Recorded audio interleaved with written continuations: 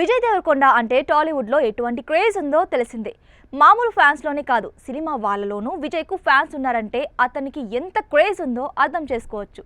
బాలీవుడ్ హీరోయిన్లు సైతం విజయ్ దేవరకొండ అంటే మాకు క్రష్ అని చెప్పిన సందర్భాలు కూడా ఉన్నాయి.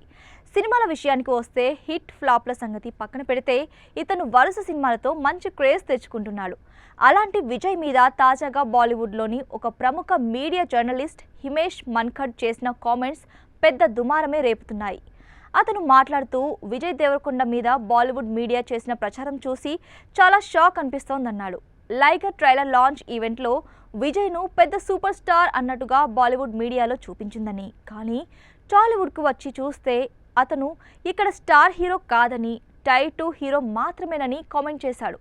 విజయ్ ఇప్పటి వరకు 12 సినిమాలు తీస్తే అందులో 9 ఫ్లాప్ అయ్యాయని, అతని లైగర్ మూవీకి భారీ కలెక్షన్లు వచ్చాయని ప్రచారం చేశారు.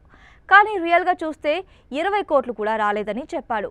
అలాంటి విజయ్ను సల్మాన్ ఖాన్తో పోల్చారని, సల్మాన్ ఫ్లాప్ మూవీ కూడా 100 కోట్లు వసూలు చేస్తుందని, విజయ్ను సల్మాన్తో ఇంకెప్పుడు పోల్చుకోవద్దు అంటూ హిమేష్ తీవ్రమైన వ్యాఖ్యలు చేశాడు.